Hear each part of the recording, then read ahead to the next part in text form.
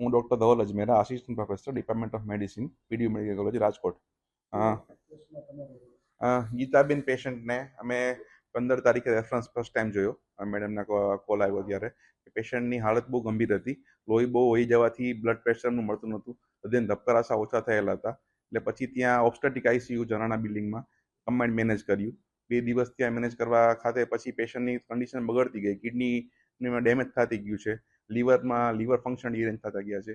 એટલે આપણે એમઆઈસીમાં શિફ્ટ કરવાનો અમને કીધું અને પછી એમઆઈસીમાં શિફ્ટ કરાવી કમ્બાઇન્ડ મેનેજમેન્ટમાં આપણે તે પેશન્ટને મેનેજ કર્યું છે. સૌથી પહેલાં તો પેશન્ટની કિડની ડેમેજ થતી હતી એટલે આપણે ડાયાલિસિસ ચાલુ કરાવ્યું. એમાં ઘણા ચેલેન્જીસ હતા, જેમ કે બીપીનું ઓછું હતું. બીપી ઓછું હોય તો ડાયાલિસિસમાં બહુ તકલીફ પડતી હોય છે. એટલે આપણે સ્લેડ કહેવાય એ પ્રકારનું ડાયાલિસિસ, ખાસ ડાયાલિસિસ આવે એ ડાયાલિસિસની સાયકલ કરી છે. લીવર માટે આપણે અમુક ઇન્જેક્શન જે છે એ આપણે બધા ભારે ઇન્જેક્શન જે છે એ બધા આપણે મંગાવી ને પેશન્ટને ટ્રીટમેન્ટ કરી છે. અને ખાસ બ્લડ પ્રોડક્ટ્સ પણ આપણે એટલા આપેલા છે. ને એ દરમિયાન પેશન્ટ વેન્ટિલેટરી સપોર્ટ ઉપર જ હતું. વેન્ટિલેટરી સપોર્ટ દરમિયાન પણ પેશન્ટને ઘણા કોમ્પ્લિકેશન થવાના ચાન્સીસ હોય છે, જેમ કે વેન્ટિલેટરના કારણે નિમોનિયા થઈ જતો હોય છે, બેડ સોર થતું હોય છે. એ પણ બધું આપણે સાયમલ્ટેનિયસલી મેનેજ કરતા ગયા અને ટોટલ આપણે 9 સાયકલ ડાયાલિસિસના કર્યા બાદ પેશન્ટની કિડની, લીવર માટેના ખાસ ઇન્જેક્શન્સ અને ચેપ, જે લંગ્સમાં ચેપ હતો વેન્ટિલેટરી સપોર્ટ માટે, એને ભારે એન્ટીબાયોટિક્સ આપી અને પેશન્ટને આપણે બચાવી શક્યા છીએ. મારું નામ ડૉક્ટર હેમાલી નેનુજી છે. હું અસિસ્ટન્ટ પ્રોફેસર ઇન જનાના હોસ્પિટલ છું અત્યારે તો. મારે ત્યાં પેશન્ટ ગીતાબેન જયદેવભાઈ નટુભાઈ 14 તારીખ જુલાઈના રોજ બપોરે 3 વાગે દાખલ થયું હતું ડિલિવરી માટે અને રાતે 9:45 પેશન્ટની ડિલિવરી થયેલી છે. ડિલિવરી પછી અચાનક પેશન્ટને શ્વાસોશ્વાસમાં તકલીફ થતી હતી. બીપીની તકલીફ, બીપી એકદમ ઓછું થઈ ગયું હતું અને પેશન્ટનું લોહી વધારે વહેવાનું ચાલુ થઈ ગયું હતું. આથી તાત્કાલિક ધોરણે પેશન્ટને ઓપરેશન થિયેટરમાં લઈ જરૂરી પ્રોસિજર કરી અને લોહી બંધ કરવાની કોશિશ કરવામાં આવેલ છે. આ દરમિયાન પેશન્ટને જે શ્વાસોચ્છ્વાસમાં તે તકલીફ થઈ હતી એના માટે એનેસ્થેટિક ડોક્ટરો અને બીપી જે ઓછું થયું હતું એના માટે ફિઝિશિયનને તાત્કાલિક કન્સલ્ટ કરવામાં આવેલ છે અને સંજોગ બંને 3 ટીમ સાથે પેશન્ટને પ્રોપરલી મેનેજ કરવામાં આવેલ છે.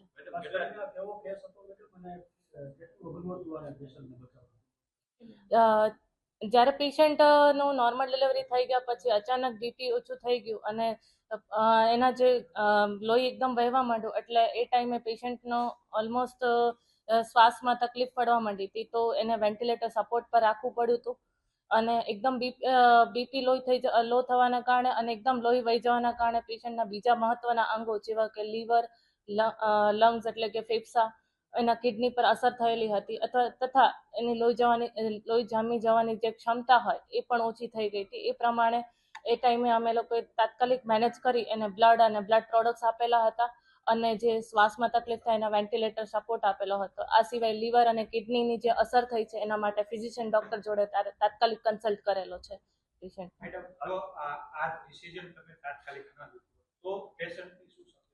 અગર જો પેશન્ટનું તાત્કાલિક ડિસિઝન ના લેવામાં આવ્યું હોત તો પેશન્ટના કદાચ વધારે લોહી વહી જવાની શક્યતા રહે અને અચાનક ખબર પણ ના પડે અને થોડા જ પળોમાં એનો બીપી લો થઈને એનું મૃત્યુ થવાની શક્યતા વધી જઈ શકે છે અથવા તો ઓર ક્રિટિકલ થઈ શકે છે.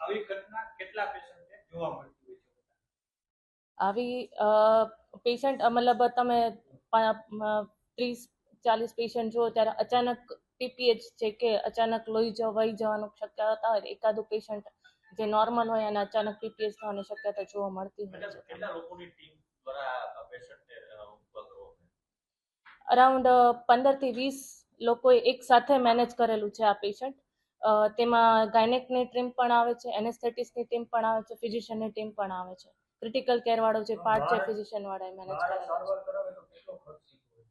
અરાઉન્ડ જો પેશન્ટનો આઈસીયુ સ્ટે ગણીએ, ઓપરેશન થિયેટરમાં જે મેનેજ કર્યો એ સાથે એનો 8 થી 10 લાખનો ખર્ચો આવવાની થોડી શક્યતા છે પેશન્ટ.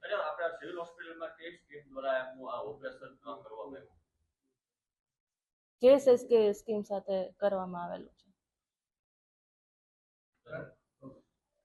મારું નામ ડૉક્ટર દીપા ગોંડલિયા છે. હું એનેસ્થેશિયા વિભાગમાં આસિસ્ટન્ટ પ્રોફેસર છું અને એમસીએચ બિલ્ડિંગમાં હાલ એનેસ્થેશિયા ઓટી ઇન્ચાર્જ તરીકે કાર્યરત છું.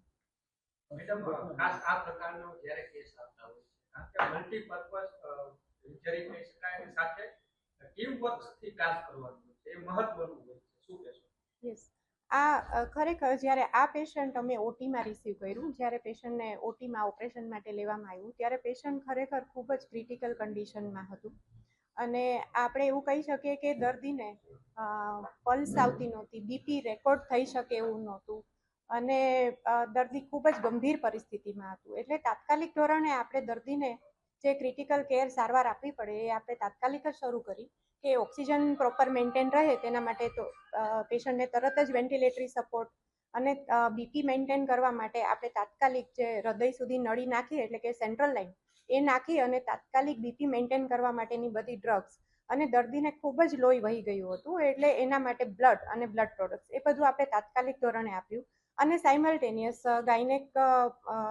ગાયનેકોલોજીસ્ટ દ્વારા જે ઓપરેશન માટેનું જે મેનેજમેન્ટ કરવામાં આવે એ એમનો પાર્ટ છે એ લોકો સંભાળતા હતા અને સાથે સાથે આપણે પેશન્ટના વાઇટલ કન્ડિશન જે મેન્ટેન કરવાનું હોય એ આપણે એનેસ્થેશિયા દ્વારા સંભાળવામાં આવતું હતું અને આ જે સમય છે કે જ્યારે વાઇટલ્સ ઓર્ગન્સ છે એને લોહીનું સર્ક્યુલેશન એ બરાબર મળતું રહે એ સમય સાચવવો ખૂબ જ જરૂરી છે અને લકીલી અમે એ સાચવી પણ શક્યા અને પેશન્ટે રિસ્પોન્સ પણ આપ્યો અને આ જે ઓપરેશન પૂરું થઈ ગયા પછી પેશન્ટને આઈસીયુમાં આપણે 2 દિવસ માટે ઓબ્સ્ટેટિક આઈસીયુમાં રાખવામાં આવ્યું અને ત્યાર પછી મેડિસિન વિભાગમાં કમ્બાઇન્ડ કેરમાં ટ્રાન્સફર કરવામાં આવ્યું અને combined management of medicine department, anaesthesia department અને ગાયનેક ડિપાર્ટમેન્ટના સહયોગથી આપણે આ પેશન્ટને પ્રોપર સારવાર આપી શક્યા છે અને લકીલી પેશન્ટે રિસ્પોન્સ પણ આપ્યો છે અને આવા પેશન્ટ જે રિસ્પોન્સ આપે છે એ જ અમને સારું કામ કરવા માટેનો ઉત્સાહ પણ આપે છે.